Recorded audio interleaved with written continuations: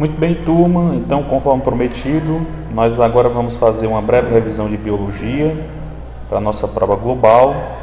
Essa revisão ela vai conter assuntos de fotossíntese, respiração celular, núcleo celular e vamos também falar um pouco de divisão celular só na parte da mitose. Tudo bem? A maneira pela qual eu achei melhor a gente fazer essa revisão, turma, foi comentar algumas questões.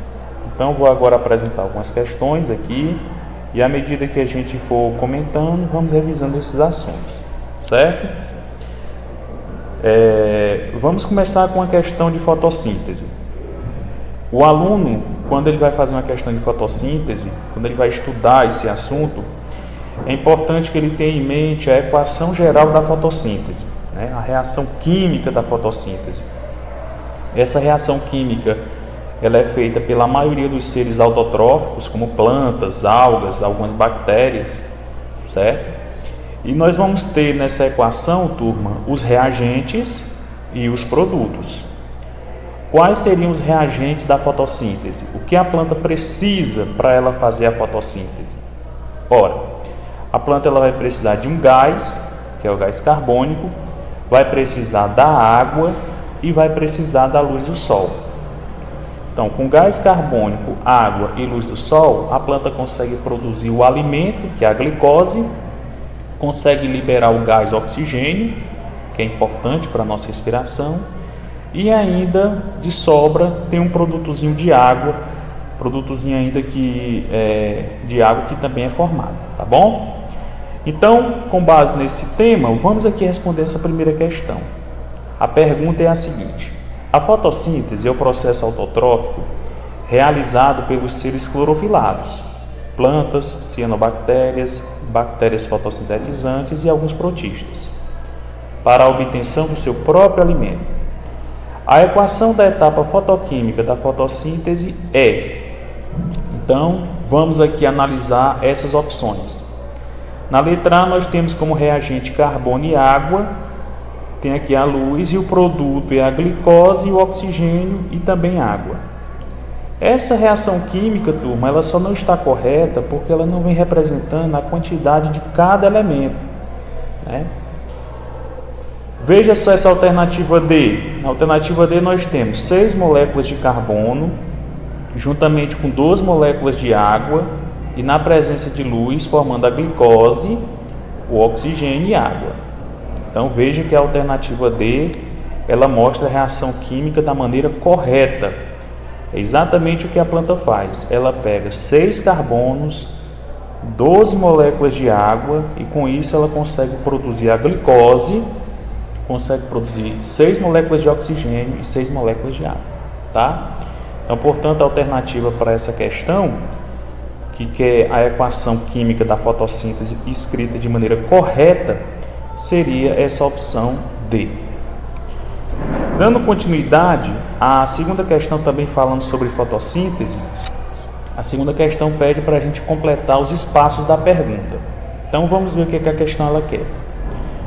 A propriedade de captar vida na luz que as plantas apresentam se deve à capacidade de utilizar a energia luminosa para a síntese de alimento. A organela 1, onde ocorre esse processo 2, contém o pigmento 3, capaz de captar energia luminosa, que é posteriormente transformada em energia química. As indicações de 1, 2 e 3 referem-se respectivamente. Então, essa questão está pedindo, turma, qual é a organela da célula que vai acontecer a fotossíntese. Todo mundo sabe que a organela é o cloroplasto, tá? Nas opções aqui tem mitocôndrio e cloroplasto. O correto é o cloroplasto. Ela também pergunta como é chamado esse processo que a planta ela produz o alimento dela no cloroplasto, né? Esse processo todos nós sabemos que é a fotossíntese. E a terceira pergunta aqui é o nome do pigmento que tem no cloroplasto que é necessário para a fotossíntese. Esse pigmento é a clorofila. Então, a sequência para completar essa pergunta seria cloroplasto, fotossíntese e clorofila. Tá bom, turma? Muito bem, tendo terminado essa parte de fotossíntese, nós agora vamos entrar na respiração celular. A respiração celular, turma, é muito importante porque é através desse processo que a célula consegue produzir energia. Essa energia que vai ser essencial para as funções vitais da célula, né? Tipo movimento, a célula precisa de energia, divisão, produção de substâncias, síntese de moléculas. Então, para todos esses processos, a célula vai precisar de energia e a energia é produzida através da respiração, certo? A respiração celular, turma, ela acontece em 3 etapas. Nós temos uma primeira chamada glicólise, nós temos uma segunda chamada ciclo de Krebs e temos uma terceira chamada cadeia respiratória. Em cada uma dessas etapas, você vai ter uma certa quantidade de energia produzida, uma certa quantidade de ATP, que é a molécula energética da célula.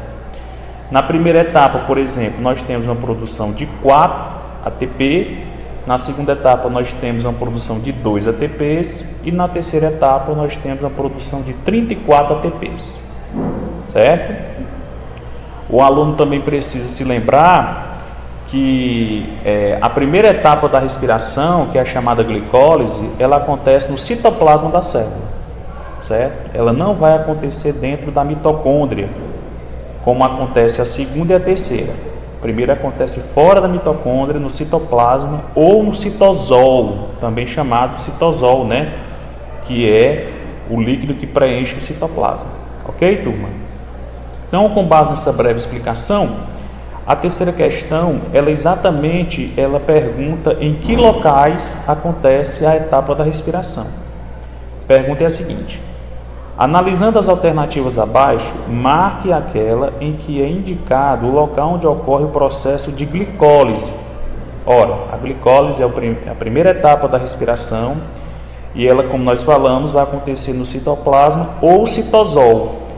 E aqui nós temos uma opção citosol, que seria a alternativa correta. Tá bem, turma? Muito bom. A quarta questão, ela pergunta sobre a função da respiração, né? Ela quer saber qual é o motivo da célula respirar, qual é o benefício da respiração para a célula. Se atentem à pergunta agora. O processo de respiração celular é responsável pelo item 1, consumo de dióxido de carbono e liberação de oxigênio. Opa, quando a célula está respirando, ela não libera oxigênio. A célula, quando está respirando, ela libera carbono. Ela absorve oxigênio e libera carbono. Então, o item A está errado. Item B. O processo de respiração celular é responsável pela síntese de moléculas orgânicas ricas em energia. Não. Quando está acontecendo a respiração celular, turma, a célula está quebrando a glicose para produzir energia. Ela não está produzindo molécula, está quebrando molécula. Terceiro item. O processo de respiração celular é responsável pela redução de moléculas de dióxido de carbono em glicose. Não há produção de glicose na respiração. Há quebra da glicose. Item D. O processo de respiração celular é responsável pela incorporação de moléculas de glicose e oxidação de dióxido de carbono? Também não. E o último item, o processo de respiração celular é responsável pela liberação de energia para funções vitais da célula? Sim, essa é a alternativa correta. A célula respira para gerar energia e gastar essa energia nas atividades celulares. É por isso que ela nunca para de respirar, porque ela sempre está gastando a energia que é produzida pela respiração.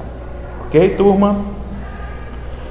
Muito bem, nós temos agora uma questão aqui que fala sobre respiração e fermentação, né? Qual é a diferença? A respiração celular, turma, ela é a reação química completa para a extração de energia, né? Então, na respiração celular aeróbica, a célula vai quebrar a glicose usando oxigênio e ela consegue quebrar a glicose todinha, produzindo uma quantidade de energia alta, 40 moléculas de ATP. Já a fermentação é um processo mais simples de obtenção de energia, onde a glicose não é totalmente quebrada, certo? Essa glicose ela acaba sendo parcialmente quebrada, produzindo etanol, produzindo ácido lático, certo? É por isso que a fermentação ela é realizada por células mais simples, como bactérias e alguns fungos. Porém, existe uma reação química que é igual na respiração e na fermentação. Qual seria? Seria, turma, a primeira etapa. Como eu falei anteriormente, a respiração ela acontece em 3 etapas. A glicólise, que vai acontecer no citoplasma, o ciclo de Krebs e a cadeia respiratória, que acontecem dentro da mitocôndria, certo? A fermentação, cara, só vai acontecer a glicólise, somente a primeira etapa que vai acontecer na fermentação. As outras 2 não acontecem. E é isso que a questão quer saber. Qual é a etapa que tanto vai ter na respiração como vai ter na fermentação? E essa etapa, turma, é a primeira, a glicólise, portanto, seria esse item aí correspondente ao item C, tá? Muito bem, então encerrada essa parte de fotossíntese e respiração, mas agora vamos falar sobre o núcleo celular. O que nós podemos falar sobre o núcleo, turma? O núcleo é uma estrutura extremamente importante para a célula, certo? O núcleo ele fica dentro do citoplasma e esse núcleo ele é importante porque ele vai controlar todas as atividades de uma célula, todas as funções da célula, né? Só para você ter uma ideia, se você tira o núcleo, a célula não consegue viver por muito tempo, ok? Esse núcleo nem sempre ele fica no centro do citoplasma. Esse núcleo ele pode ficar deslocado em outras partes da célula, tá? Em outras partes do citoplasma. Ele nem sempre é arredondado, ele pode ter assim uma forma não tão arredondada, né? Uma circunferência não tão perfeita. E existem células, turma, que podem apresentar até mais de um núcleo. Mas quais são as partes de um núcleo? O núcleo ele vai ter uma membrana chamada de carioteca ou envoltório nuclear, certo? Depois dessa carioteca nós temos o líquido que preenche o interior dele, que é chamado de cariolinfa ou nucleoplasma. Nessa cariolinfa do núcleo você vai ter os filamentozinhos de cromatina. Esses filamentos, inclusive, eles se condensam, depois ficando em forma de X, dando origem aos cromossomos. E ainda dentro do núcleo, você vai ter uma esferazinha chamada nucleolo, que ela é formada por RNA ribossomal, certo? Então, essas são as 4 partes do núcleo, as 4 camadas dele. Você vai ter a carioteca, ou envoltório nuclear, você vai ter a cariolinfa, ou nucleoplasma, dentro do núcleo, você vai ter os filamentos de cromatina, que é os que formam o cromossomo, e você vai ter uma esferazinha chamada nucleolo. Tudo bem? Então vamos ver aqui o que essa questão 6 ela quer saber de nós. O núcleo celular é o responsável pelo controle de todas as atividades celulares. Em seu interior, que se encontra o genoma, que trata-se da codificação das informações genéticas do DNA. Sua forma é variável e depende de cada célula, mas em geral apresenta-se arredondado e é facilmente corado pela hematoxilina e pelos corantes básicos. Normalmente, cada célula apresenta apenas um núcleo, mas existem células multinucleadas. Podemos dizer que o núcleo de uma célula eucariótica possui 4 componentes básicos, são eles. Então a questão quer que você diga quais são as 4 partes do núcleo, certo? Carioteca é uma parte do núcleo? Sim, é a membrana que envolve o núcleo. RNA e DNA são partes do núcleo? Não. RNA e DNA são substâncias que tem no núcleo, mas não formam a parte dele, né? Então esse item A está errado. Item B, carioteca é uma parte do núcleo? Sim. Nucleossomo é uma parte do núcleo? Também não. Embora exista dentro, mas não é uma parte dele. Letra C, a carioteca é uma parte do núcleo. A cromatina é outra parte do núcleo? Sim, cromatina é uma segunda parte, que são os fios de DNA que ficam dentro do núcleo. Nucleolo é uma parte do núcleo? Sim, a esferazinha que fica lá dentro do núcleo. Nucleoplasma ou cariolinfa é uma quarta parte do núcleo? Sim, é o líquido que preenche. Então, A sequência correta seria essa: a carioteca, como a membrana, a cromatina, que são os fios de DNA que tem dentro do núcleo, o nucleolo, que é a esferazinha dentro do núcleo, e o nucleoplasma, que é o líquido que preenche o interior, tá? Então essa seria a opção correta para a pergunta. Essa sétima questão, turma, vai falando também a respeito do núcleo. Ela diz que existem dois tipos de células: as células que têm núcleo, que são as chamadas eucariontes, e as células que não têm núcleo, que são as chamadas procariontes. Ah, professor, você comentou na questão anterior, você disse que o núcleo é importante para a célula e pode permanecer viva uma célula sem núcleo? Pode, desde que a célula traga um DNA, certo? Então, as células procariontes, turma, são células que não têm a estrutura nuclear dentro delas, né? Não existe aquela estruturazinha arredondada, né, dentro do citoplasma dela, mas elas trazem o DNA e elas conseguem viver só com o DNA. São células simples, são células bem limitadas, né? Atualmente representadas só pelas bactérias. Essas células são chamadas de procariontes, tá? Então vamos ver o que a questão ela pede de nós. A diferença entre célula eucarionte e procarionte está no núcleo. Os indivíduos procariontes possuem apenas a molécula de DNA no citoplasma, enquanto que os indivíduos eucariontes, nela se encontra o núcleo da célula. Quanto a esse núcleo, é correto afirmar que, primeiro item, é correto afirmar que o núcleo saudável de uma célula possui sempre uma forma redonda? Não, nem sempre ele vai ter a forma arredondada. Essa forma pode ser um pouco irregular. Segundo item, o núcleo, é correto afirmar que no núcleo encontramos as organelas citoplasmáticas? Olha o contraditório desse item. Organelas citoplasmáticas ficam no citoplasma, fica no citosol ali, né? O núcleo ele é isolado, então não é alternativa, não existe organelas dentro do núcleo.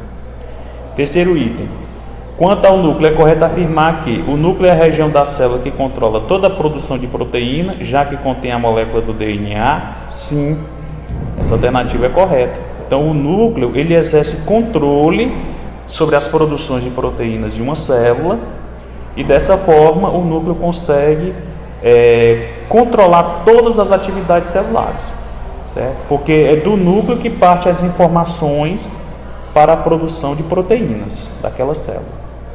Então é a alternativa correta isso daí, né? Mostra que o núcleo controla as atividades da célula e mostra também como ele faz esse controle, né? Ele faz esse controle por controlar a produção de proteínas, por dar informações para a produção de proteínas, tá? Bom, a oitava questão, turma, ela vai falar um pouquinho sobre aberrações cromossômicas, tá? Então o que acontece? A gente viu que no núcleo existe a cromatina, tá? Que são os fios de DNA. Essa cromatina, turma, em determinado momento, ela se condensa e vai formando as estruturazinhas no formato de X, que nós chamamos de cromossomos, certo? E cada célula, ela vai ter a sua quantidade de cromossomos. Porque, por exemplo, uma célula humana, né? Quando a cromatina da célula humana se condensa, ela forma 46 cromossomos. Se for, por exemplo, uma célula de uma mosca, quando o filamento de cromatina se condensa, forma apenas 8 cromossomos. Uma célula de uma galinha, por exemplo, vai formar apenas 72 cromossomos. Então, a quantidade de cromossomos que é formado dentro do núcleo, essa quantidade ela é específica para cada espécie, né? Tem espécie que tem 46, espécie que tem 72. E o curioso é que é sempre em número par, né? Nunca é um número ímpar que é formado de cromossomos, sempre um número par. Bom, mas pode acontecer, turma, de um indivíduo ele nascer com um número de cromossomo a mais ou um número de cromossomo a menos. Como isso é possível, professor? Um ser humano nascer com um cromossomo a mais, com 47, ou com um cromossomo a menos, 45? Como isso é possível? Isso é possível, turma, por uma falha que aconteceu nos gametas dos pais. Ora, todos nós sabemos que o indivíduo ele é formado a partir dos pais dele, né? Então, o pai vai produzir o espermatozoide, a mãe vai produzir o óvulo, essas duas células vão se juntar e vai dar origem ao novo indivíduo. O normal é que o espermatozoide do papai tenha 23 cromossomos e que o óvulo da mamãe tenha 23, para que essas células se juntando dê origem a uma pessoa com 46 cromossomos. Mas tu já imaginou se o espermatozoide traz apenas 22 ou traz 24 cromossomos? Já percebeu que vai haver uma falha aí, né? Um espermatozoide com 24 cromossomos fecundando um óvulo de 23 vai formar uma pessoa com 47 cromossomos, um cromossomo a mais. Ou então um óvulo, né? A falha também pode ser na mãe. O óvulo com 22 cromossomos e o espermatozoide com 23 vai formar uma pessoa de 45, tá? Então, quando nasce uma criança com síndrome, pessoal, a falha aconteceu ali nos pais. Pode ter sido no pai ou na mãe, porque não houve a formação de gametas com o número de cromossomos correto, né? Às vezes questões de família pode afetar isso aí, né? Se há caso de família no pai ou na mãe, a questão da idade também é um fator que pode contribuir para que haja essa falha na divisão correta dos cromossomos para produzir os gametas, ok? E aí, galera, existe pelo menos 5 síndromes conhecidas, 5 síndromes resultantes da alteração de cromossomos, né? A mais conhecida delas é a síndrome de Down, onde a criança ela vai trazer 47 cromossomos. Não se sabe se esse cromossomo veio do pai ou veio da mãe, pode vir de um dos dois, tá? E na síndrome de Down, o cromossomo a mais que ela tem é o cromossomo 21, né? Os cromossomos são numerados, viu, turma? Eles são numerados de acordo com a sua forma, e aí ela no par 21, ela vai trazer 3 cromossomos. Aí dá a característica da síndrome de Down, né? Esse cromossomo a mais faz a criança ter os olhos puxados, pescoço curto, problema na fala, né? Tem a síndrome de Patau, tá? Que é a alteração no cromossomo 13. A criança vai trazer 3 cromossomos no par 13. Geralmente essas crianças elas não têm muito tempo de vida, elas apresentam alto grau de deformação. Existe a síndrome de Edward, que é a alteração no cromossomo 18. Certo? Elas têm até uma chance de sobrevida maior do que a de Patau, mas também traz sérias alterações, braços e pernas muito compridos. Aí tem as síndromes, turma, que afetam a sexualidade. Tem a síndrome de Turner, que vai acontecer nas meninas, porque elas só vão trazer um cromossomo X, né? O normal é que as meninas elas tragam 2 cromossomos sexual, XX, e de Turner só tem um. E tem a síndrome de Klinefelter, que vai afetar os meninos. Os meninos normais têm cromossomo XY, quem tem Klinefelter tem cromossomo XXY. Isso também vai afetar a sexualidade deles, tá? Então vamos ver qual é a síndrome que a questão 8 ela vai perguntar. As síndromes cromossômicas são resultado de mutações genéticas anômalas que ocorrem dentro dos cromossomos durante a formação dos gametas ou nas primeiras divisões do zigoto. A seguir, há um cariótipo que representa uma anomalia cromossômica do tipo aneuploidia. O cariótipo apresentado é de uma pessoa com qual síndrome? Então você tem aqui o cariótipo, tá? Que é o exame de cromossomos. Você consegue ver toda a numeração dos cromossomos aí, né? O cromossomo 1, o 2, o par do 3, do 4, do 5. Quando chega no par 21, turma, que é esse cromossomozinho pequeno aí, ó, a criança ela está com 3 cromossomos, né? Então aconteceu um caso de trissomia no par 21. Olha só o que é que resultou, né? Resultou nessa criancinha bonita, mas que tem uma síndrome. Que síndrome essa meninazinha ela tem, né? Seria síndrome de Turner? Não. Seria síndrome de Down? Possivelmente, sim, síndrome de Down é a correta. Nós temos aqui o exame de cromossomo dela, que o alterado foi o cromossomo 21. Ela tem síndrome de Down, tá? Muito bem, agora falando sobre divisão celular. Turma, a nossa célula, ela se divide. E a divisão ela é importante para que haja o crescimento do corpo, a divisão celular é importante para que haja o crescimento do cabelo, o crescimento das unhas, para que também haja reparação nos tecidos, né, quando eles são cortados. E a mitose é a principal divisão celular, certo? Então, constantemente, a todo momento, as nossas células estão fazendo mitose. E o interessante, cara, é que na mitose a célula se divide em duas, permanecendo o número de cromossomos, né? Então, se eu tenho uma célula aqui de 46 cromossomos, uma célula humana com 46 cromossomos, ela vai realizar a mitose, ela vai formar duas novas células com também 46. Né? Esse número de cromossomos não pode ser reduzido, porque são duas células que são formadas idênticas, tá? Essa é a mitose. Existe já uma divisão celular, pessoal, chamada de meiose, onde essa divisão ela só vai acontecer no testículo e no ovário, né? No homem no testículo, na mulher no ovário.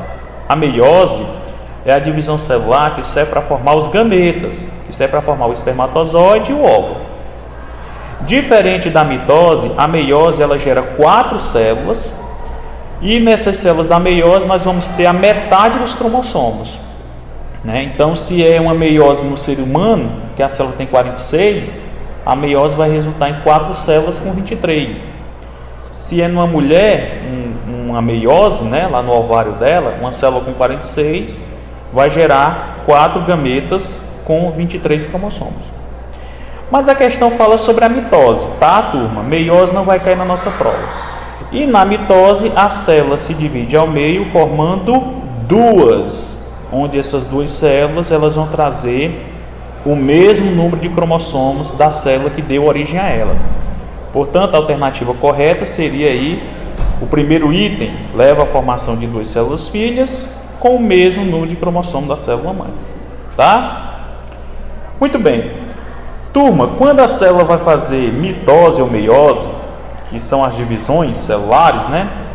A célula passa por 4 fases, certo? Essas fases elas são importantes, elas acontecerem de maneira correta para que a divisão possa processar de maneira correta, tá? Então, quais são o nome dessas fases? Nós temos a prófase, é a primeira fase, que a célula vai passar durante a divisão. Depois você tem a metáfase, depois você tem a anáfase e por último a telófase. A gente costuma até dizer para os nossos alunos, né, se lembrar da palavra promeante. Prófase, primeira fase da divisão, metáfase, anáfase e telófase. E é isso que a questão 10 quer saber, qual é o nome da primeira fase quando a célula está fazendo a mitose. Ora, a primeira fase é a prófase. Então a alternativa aí seria prófase, certo? Muito bem, turma, então eu espero que com essas 10 questões aqui que nós comentamos, vocês consigam se lembrar desses assuntos durante a sua prova e que vocês possam fazer uma ótima prova, recuperar suas notas, tá? Então, dei o máximo de vocês e eu espero que essa revisão tenha ajudado para que vocês venham estudar para a prova de quarta-feira, tá bom? Então, um abraço a todos e até mais.